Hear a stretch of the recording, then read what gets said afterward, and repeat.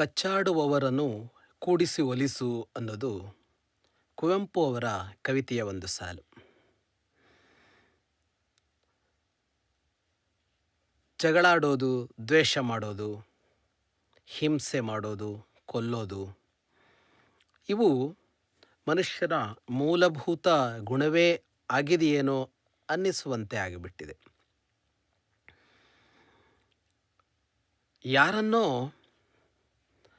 ಕೊಲ್ಲದೆ ಬದುಕೋದಕ್ಕೆ ಸಾಧ್ಯವಿಲ್ವೇನೋ ಅನ್ನುವ ತರಹದಲ್ಲಿ ನಾವು ಬದುಕ್ತಾ ಇದ್ದೀವಿ ಅಂತ ಅನಿಸತ್ತೆ. ಕೊಲ್ಲೋದು ಅಂತ ಅಂದಾಗ ಉಸಿರು ನಿಲ್ಲಿಸೋದು ಅಂತ ಅಷ್ಟೇ ಅರ್ಥದಲ್ಲಿ ಅಲ್ಲ. ಇನ್ನೊಬ್ಬರ ಅವಕಾಶವನ್ನು ಕಿತ್ತುಕೊಳ್ಳೋದು, ಇನ್ನೊಬ್ಬರ ಯಶಸ್ಸನ್ನು ಹಾಳು ಮಾಡೋದು, ಅಪಪ್ರಚಾರ ಮಾಡೋದು, ತೇಜೋವಧೆ ಮಾಡೋದು, ಒಟ್ಟಿನಲ್ಲಿ ಇನ್ನೊಬ್ಬರ ಬದುಕಿನ ಮೇಲೆ ಕಲ್ಲು ಹಾಕಬೇಕು.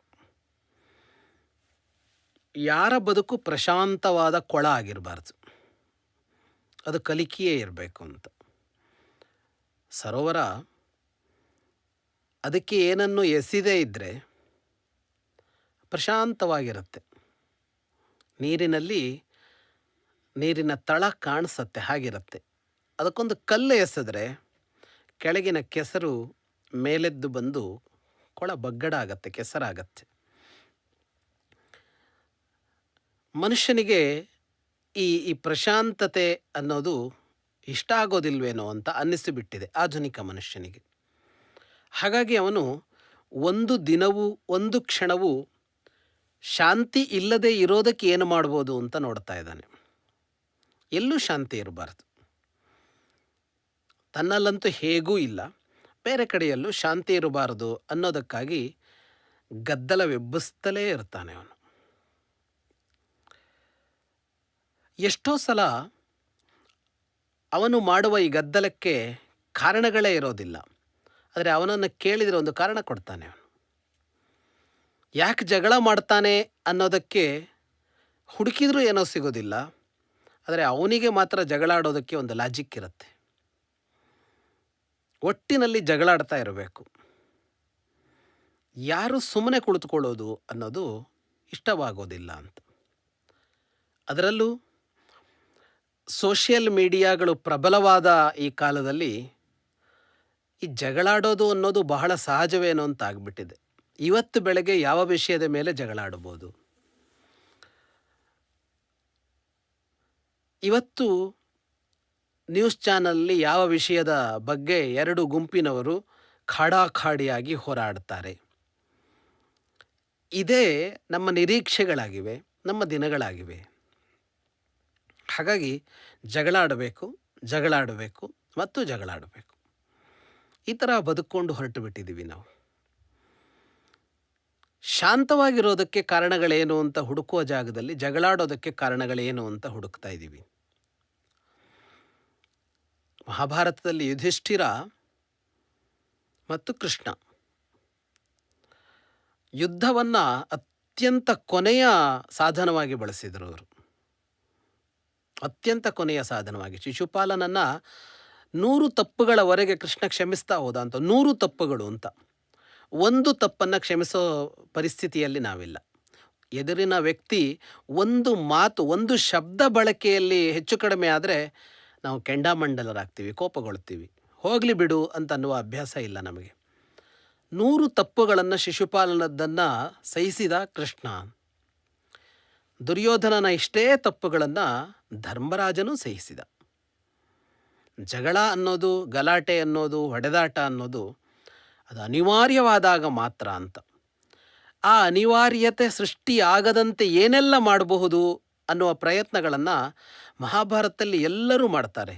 ವಿದುರ ಮಾಡ್ತಾನೆ, ಭೀಷ್ಮ ಮಾಡ್ತಾನೆ, ಈ ಧೃತರಾಷ್ಟ್ರ ಕೂಡ ಮಾಡ್ತಾನೆ, ಸಂಜಯ ಮಾಡ್ತಾನೆ, ದ್ರೋಣಾಚಾರ್ಯರು ಮಾಡ್ತಾರೆ, ಪಾಂಡವರು ಮಾಡ್ತಾರೆ, ಕೃಷ್ಣ ಮಾಡ್ತಾನೆ. ನಿರಂತರವಾಗಿ ಶಾಂತಿಯಿಂದ ಇರೋದಕ್ಕೆ ಏನು ಮಾಡಬಹುದು, ಒಂದು ಯುದ್ಧ ಆಗದೆ ಇರುವಂತೆ ಹೇಗೆ ನೋಡ್ಕೊಳ್ಬಹುದು ಅಂತ ನೋಡ್ತಾ ಇದ್ದರೆ, ಆ ಕಡೆ ದುರ್ಯೋಧನನಿಗೆ ಜಗಳ ಮಾಡೋದಕ್ಕೆ ಏನು ಮಾಡ್ಬೋದು ಅನ್ನೋದೇ ಹುಡುಕಾಟ.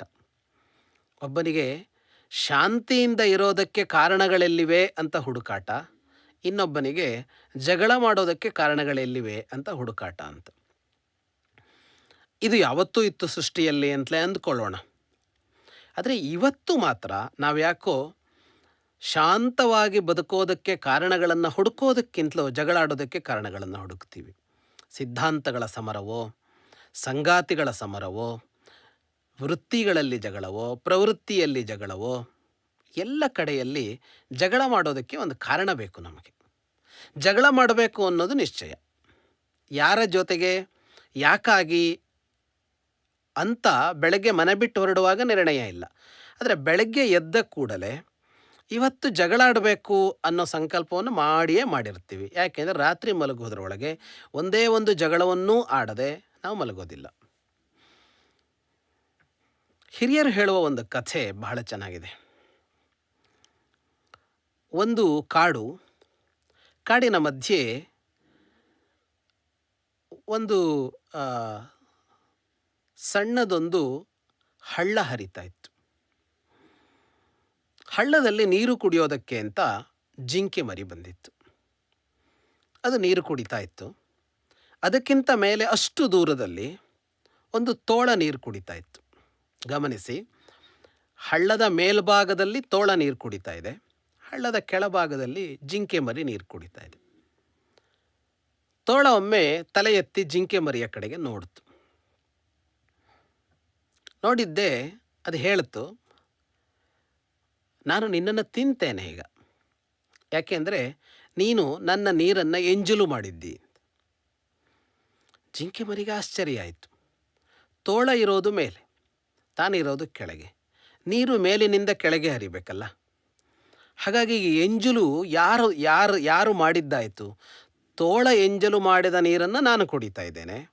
ಆದರೆ ತೋಳ ಹೇಳ್ತಾ ಇದೆ, ನೀನು ಎಂಜಲು ಮಾಡಿದ್ದಿ ನನ್ನ ನೀರನ್ನು.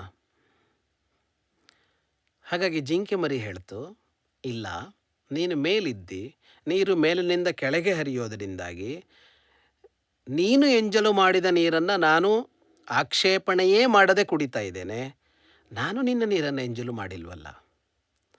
ತೋಳ ಹೇಳ್ತು, ಇಲ್ಲ, ನಾನು ನಿನ್ನ ತಿಂತೀನಿ, ನನ್ನ ನೀರು ಎಂಜಲಾಗಿದೆ. ಇವತ್ತು ನೀನು ನನ್ನ ನೀರನ್ನು ಎಂಜಲು ಮಾಡದೆ ಇದ್ದಿರಬಹುದು, ಆದರೆ ಅವತ್ತೊಂದು ದಿನ ನಾನು ಇದೇ ಹಳ್ಳದಲ್ಲಿ ಕೆಳಗಡೆ ನೀರು ಕುಡಿಯುವಾಗ ಮೇಲ್ಗಡೆ ನೀರು ಕುಡಿತಾ ಇದ್ದ ನಿನ್ನ ಅಜ್ಜ ನನ್ನ ನೀರನ್ನು ಎಂಜಲು ಮಾಡಿದ್ದ. ಅದಕ್ಕಾಗಿ ನಾನಿವತ್ತು ನಿನ್ನನ್ನು ತಿಂತೇನೆ. ವಿಚಿತ್ರ ಅನ್ನಿಸುವ ಕಥೆ ಇದು. ನಮ್ಮ ಇವತ್ತಿನ ಪರಿಸ್ಥಿತಿಗೆ ಬಹಳ ಹೊಂದಿಕೆ ಆಗುತ್ತೆ. ಜಗಳಕ್ಕೆ ಕಾರಣಗಳನ್ನು ಹುಡುಕ್ತೀವಲ್ಲ ನಾವು, ಇದಕ್ಕೆ ಬಹಳ ಹೊಂದಿಕೆ ಆಗುತ್ತೆ ಅದು. ಅವನು ಇವತ್ತೇನು ಮಾಡಬೇಕು ಅಂತ ಇಲ್ಲ, ಅಥವಾ ಅವನು ಯಾವತ್ತು ಮಾಡಿರಬೇಕು ಅಂತಲೂ ಇಲ್ಲ. ನಮಗೆ ಜಗಳಾಡಬೇಕಲ್ಲ. ಲಾಜಿಕ್ ಇಲ್ಲದೆ ಜಗಳಾಡೋದಕ್ಕಾಗೋದಿಲ್ಲ. ಯಾಕೆಂದರೆ ಜಗಳ ಅನ್ನೋದು ಆರಂಭ ಆಗೋದು ಮಾತಿನಲ್ಲಿ. ಮಾತನ್ನು ಒಂದು ತರ್ಕವಿಲ್ಲದೆ ಆಡೋದು ಹೇಗೆ? ತರ್ಕ ಬೇಕೇ ಬೇಕಲ್ಲ. ಈ ತರ್ಕ ಕಾರಣಗಳನ್ನು ಹುಡುಕುತ್ತೆ. ಕಾರಣಗಳಿಲ್ಲದೆ ತರ್ಕಿಸೋದು ಹೇಗೆ? ತರ್ಕ ಮಾಡೋದು ಹೇಗೆ? ಹಾಗಾಗಿ ಏನೋ ಒಂದನ್ನು ಎಳ್ಕೊಂಡು ಬರೋದು. ನೀನು ನೋಡಿದ್ದೇ ಸರಿ ಇಲ್ಲ, ನೀನು ಮಾಡಿದ್ದೇ ಸರಿ ಇಲ್ಲ, ನೀನು ಆಡಿದ್ದೇ ಸರಿ ಇಲ್ಲ ಅಂತ ಏನೋ ಒಂದು. ನಾನೆಲ್ಲ ಹಾಗೆ ಮಾಡಿದೆ ಅಂದರೆ, ಇಲ್ಲ, ನಿನ್ನ ಗುಂಪಿನವರು ಮಾಡಿದ್ರು ಅಂತ ಜಗಳ ಆಡೋದು. ನಿನ್ನ ಗುಂಪಿನವರು ಅಂದರೆ ಯಾವುದೋ ಊರಲ್ಲಿ ಎಲ್ಲಿಯೋ ಅವನ ಜಾತಿಯವನೋ, ಅವನ ಮತದವನೋ, ಅವನ ಸಿದ್ಧಾಂತದವನೋ, ಅವನ ಪಕ್ಷದವನೋ, ಅವನು ಯಾರೋ ಒಂದು ಮಾತಾಡಿದರೂ ಸಾಕು, ನಾವು ಇನ್ನೊಬ್ಬನ ಜೊತೆ ಜಗಳ ಮಾಡ್ತಾ ಇರ್ತೇವೆ. ಅದು ಅವನ ವೈಯಕ್ತಿಕ ನಿಲುವಾಗಿರ್ಬೋದು, ಅದು ಅವನ ವೈಯಕ್ತಿಕ ಅಭ್ಯಾಸ ಆಗಿರ್ಬೋದು, ಅದು ಅವನ ವೈಯಕ್ತಿಕವಾದ ದುರ್ಗುಣ ಆಗಿರ್ಬೋದು. ಅದು ಸಮೂಹದ್ದಾಗಬೇಕು ಅಂತ ಇಲ್ಲ, ಸಮುದಾಯದ್ದಾಗಬೇಕು ಅಂತ ಇಲ್ಲ. ಆದರೆ ಇವನ ಜೊತೆಗೆ ಜಗಳ ಮಾಡೋದಕ್ಕೆ ನಮಗದು ಸಾಕು. ವಿಶ್ವದ ಯಾವುದೋ ತುದಿಯಲ್ಲಿ ನಡೆದ ಯಾವುದೋ ಒಂದು ಘಟನೆಯನ್ನು ಇಟ್ಟುಕೊಂಡು ನಾವು ಇನ್ನೆಲ್ಲೋ ಇರುವ ಯಾರದೋ ಮೇಲೆ ದಾಳಿ ಮಾಡ್ತಾ ಇರ್ತೀವಿ. ಹಾಗಾಗಿ ಶಾಂತಿಯನ್ನು ಅರಸುವ ಜಾಗದಲ್ಲಿ ದ್ವೇಷವನ್ನು ಪ್ರತಿಷ್ಠಾಪನೆ ಮಾಡಿಕೊಂಡು ಕುಳಿತಿದ್ದೀವಿ. ದ್ವೇಷ ಮಾಡೋದಕ್ಕೆ ಕಾರಣ ಇಲ್ಲ. ಯಾಕೆಂದರೆ ಶಾಂತಿ ಸಹಜತೆ, ದ್ವೇಷ ಅನ್ನೋದು ಹುಟ್ಟಿಸಿಕೊಳ್ಳೋದು. ಸೃಷ್ಟಿಯಲ್ಲಿ ದ್ವೇಷ ಅಂತ ಒಂದಿಲ್ಲ, ಇರೋದು ಶಾಂತಿ ಒಂದೇ.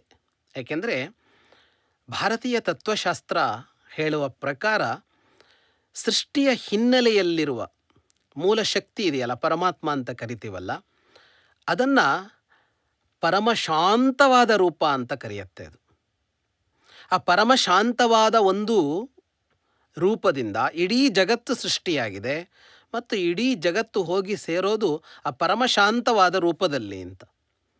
ಹಾಗಾಗಿ ಸಹಜವಾಗಿ ಸೃಷ್ಟಿಯ ಮೂಲದ್ರವ್ಯ ಯಾವುದು ಅಂತ ಅಂದರೆ, ಸೃಷ್ಟಿಯ ಮೂಲದ್ರವ್ಯ ಶಾಂತಿ. ದ್ವೇಷ ನಾವು ಹುಟ್ಟಿಸಿಕೊಂಡಿದ್ದು.